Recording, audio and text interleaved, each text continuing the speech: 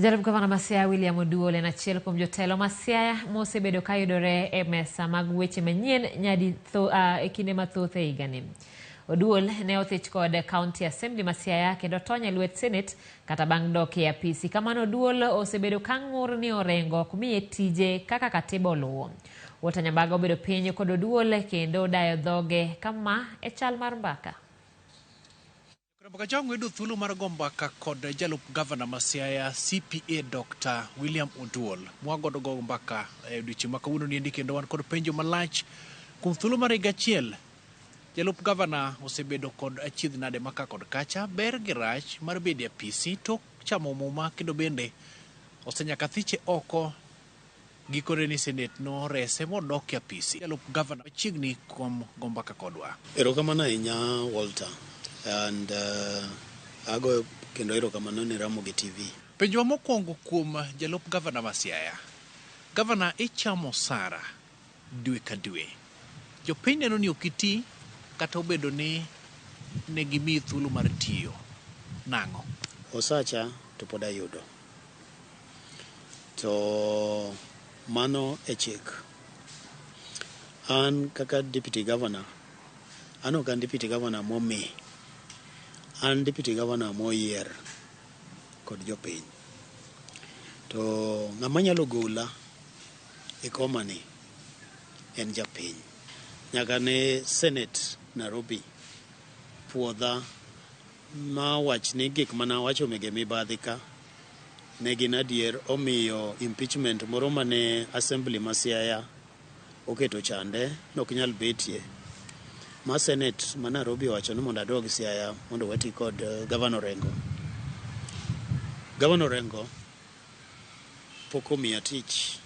Bende kata kadhi office ok oyiena mondo adonji cabinet meeting. Ibuche mege county mege cabinet adwaro ni jalup gavana be onego bed ni betie tamre ni mondo ok kadhi buchego. Apisi owuon ne kama nade? En Bondo koso en Siaya? Jadi mang'eny wane ni Nairobi. An anya tiyo kamoro amora. Ofisa awuotho go nikech ofisa ma jalup gavana en ofis mar katiba.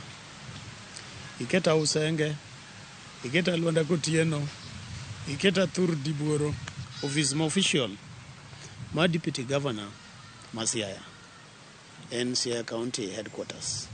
Kama office governor nitie. To bang' Senate ne wacho ni mondo adog wati kod Orengo. To Orengo kod county secretary nwang'o barua mawacho ni onego bed ni tera Bondo. Bang' mano ng'ur nobetie koa kuom jopiny kod jotelo moko ma wachno kendo noduogo ruchre.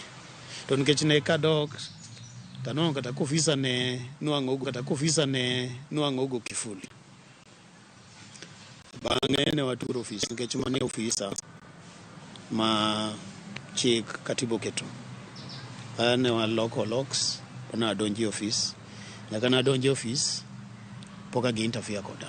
Ang'o momiyo nothichi oko kod County Assembly ma Siaya? Ywaruok maduong' e kindi kod James Agri Bob Orengo kaka gavana ni kuma nade? Tang'o miyo pok orumo?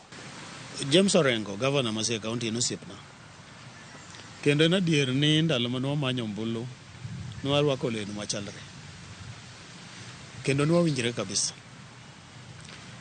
Gima okelo pogruok e kinda kod gavana mosiepna en gima iluongo ni mibadhi. An kano oyiera ni an gi geno ni an kod gavana Orengo wadhi tiyo ni jopiny maber kabisa. To kane wachako tich bang' dweche 3-4 achako neno mibadhi e yore mege pesa. Sana sana weche mege interest. Ne milion 5, milion 10 igolo bang' ndalo 2, bang' ndalo 3. To nochopo kama koro County Assembly ma Siaya kaliel ochopo chieng' Ngeso to gin ema gidhi liete gimiel gavana to gipako gavana. Mibadhi timre tago koko to onge uchunguzi mitimo. Mane manokelo pogruok e kinda kod gavana Orengo wach ma mibadhi. Duol makedo kod mibadhi pacho ka EACC ne olieko ni nitiere mibadhi moko manyalo chopo $400,000. To ino wuon isebedo kikeko kendo intiere wi koki ni nitiere mibadhi Siaya. Mibadhi gi ang'o momiyo pok ichopo e do kod neno moromo mondo mi maki kendo twi jok ma ini chich kod ni tiyo mibadhi. Ka in kod shida i odi, ukigole oko kapok itemo mondo ilose kiot. An wachni kata kapok owuok oko, natemo mondo alos kod osiepna James Orengo.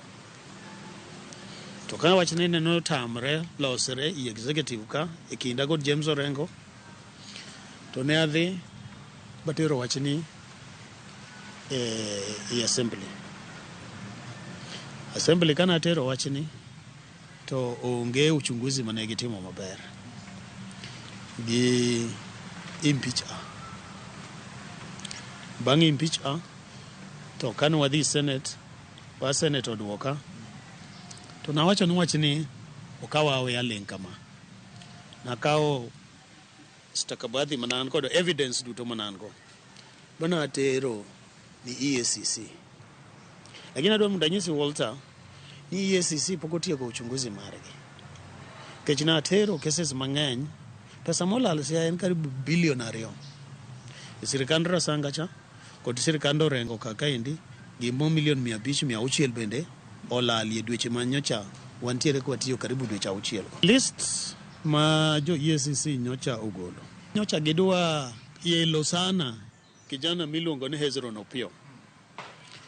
Ndio Hezron Opiyo en achiel kuom jok ma mibadhi omako. To Hezron Opiyo en ng'ama tin sana kuom jokuoye madongo ma Siaya. Ongoge madongo nitiere ma jo EACC pok oluongo nying-gi. Diji itudi kod bedo kod machinglo moko kendo dwaro rak owuon bedo nyakaka e orak mag county ni mane makelo ywaruok e kindi. Ere gima inyalo wacho ewi wachni? An atimo contracts madongo gi national government, ok atim gi county. To bende an kaka CPA ang'eyo gima kisungu luongo ni conflict of interest. An onge kaka anyalo tiyo kod county government ma Siaya, natimo rak kakanyo. Ne ka assembly tera i Senate, nowacho ni nitiere tije 86 manene adwaro ni mondo a interfere kodo kata influence kata omiya. Onge county i Kenya kama anasetimo kodo ohala. Mokwongo aluoro timo ohala gi counties nikech counties ok chudga. Chudo gi tek sana. Anatimo ohala gi national government. Anatimo ohala mege barabara kod kambi miluongo ni Kura. Tatimo nyaka kod ohala magene kod National Irrigation Authority. To county government pokatimo go ohala bende okabitimo kod ohala machiegni. Ka intiere liel Kogelo ti wuok apiaya miwacho ni nitiere kaka governor tiyo kod thuolo makende ma intiere godo mar tiyo kod mwandu mag piny owacho ma Siaya mondo yud godo ohala en owuon. Donge ma en tudo ng'ato kod mibadhi? Wan kibinafsi pok wachwanyre. Pach wapogre mana kaka onego bed ni watayo Siaya. An administrator, an manager. Orengo to wakili kendo human rights activist. Adiera man kende ni Governor Orengo mondo ta Siaya maber, odwaro ng'ama nyalo thene molony kod weche meg administration kata weche meg management. To nikech iyorego to kolonye kendo mano chande kabisa. Kidwa ng'eyo ni Governor Orengo ok ta Siaya maber kata seche moko advisors machiegni kode ok ubet ni idhi kode maber. Department ma culture gi tourism ndia pesa moro ma gitengo ma giketo thenge karibu $65 ni pesa mar piny owacho festival. Thura inyalo bedo ni iketo $65 ni piny owacho festival nodwa dhi miel go Siaya to tingni to mafuta onge mapuro ni japiny. Ang'o momiyo alap mar tuke ma Siaya Stadium pok oger nyaka kawuono, kata bed ni ne usingo ne josiaya ni gedo biro dhi kare, nikech gito ok gidwa ng'eyo ni nitiere ywaruok moro, gin gidwaro tich. Pauno e achiel kuom gik mane omiyo an William Oduol Denge abedo impeached. Kech ne giwacho ni ainsait japiny nawacho ni Siaya Stadium ni pesa mane oket mare noter Migwena. To mano ok ne gima wacho. An gima nawacho en mana ni ne dware ni mondo wakasre. Nikech Rosangan gik maricho manotimo ka e wach ma stadium to notemo bo at least no way kodong mana ne en at 80-90%. Ma serikal marwa nonego bed ni watimo juu chini watiek loso stadium no pio mondo kony rowere.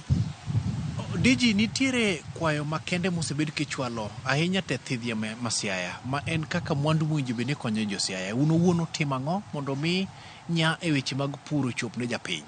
Yala swamp kata thidhia mayala mane goldi marwa Siaya County. To Yala swamp abro mana weyo wuoye iwiye ka jo mimbadhi onega. To nikech jotendwa moko matin oriwre kod jooko waindi kod jotelo moko madongo dongo mondo ma japiny machandre haki mare. Ano katamra investor kata jo Siaya mang'eny ok otamra investor. Wadwaro joma kelonwa mwandu Siaya. To nang'o mondo wamuindi eka 17,000 makohitaji. Nikech kama gitie en eka 4,000. An gima sebedo nadwaro ni mondo muindi no bed piny kod jopiny. Wabed kod singo moro, MOU, Memorandum of Understanding, winjruok moro. Mondo waneni muindi biro tiyo nade, obiro gero nwa factory, jopiny biro benefit nade.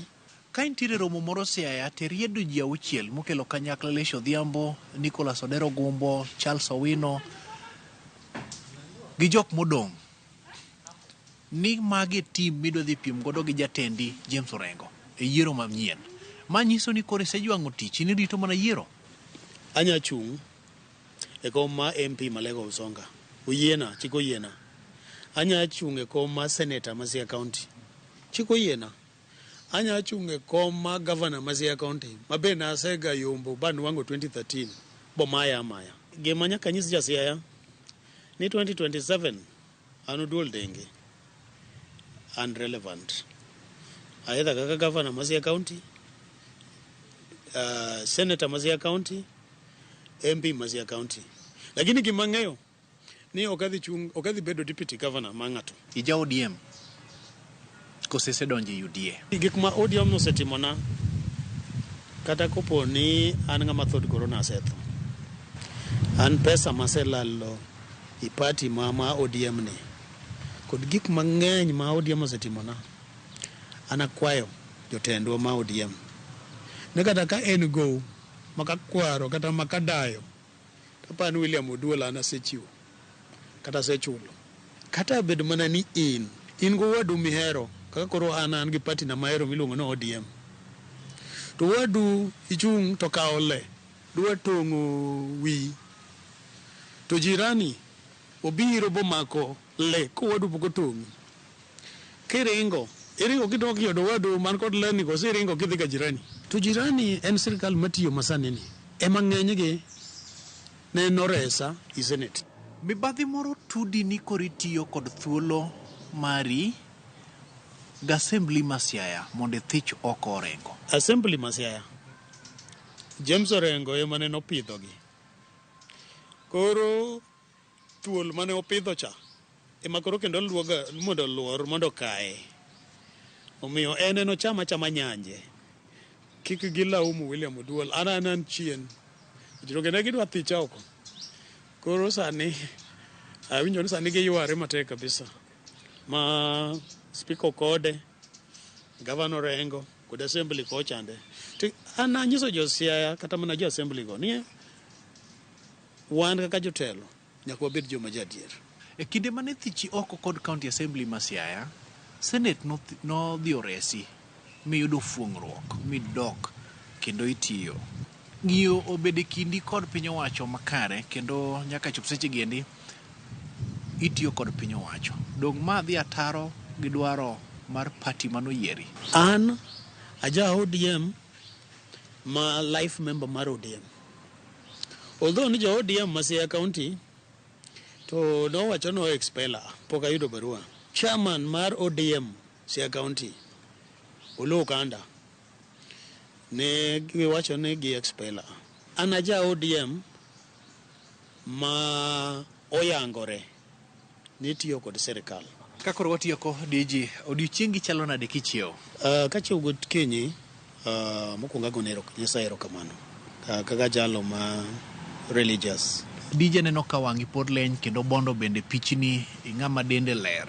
Kiliek ne japiny to gin kit chiemo mage michamo miyo ineno karawera kinde ka kinde? An achamo chiemo ma kienyeji. Chiemba bende sana sana ok ketemo. Ahero gik ma boil. An achamo nduma, oda amadho nyuka, nyoyo ok rum oda. Gima vijana sani luongo ni githeri. Nduma wuok i puotha dala kuchocho kikelo na Nairobi. Erokamano kuom goyo mbaka kod Ramogi TV kendo kido thuolo to wabro dhi nyime kod go mbaka nimar in kod ting' mar chwalo tiji mane chiko japiny. Erokamano.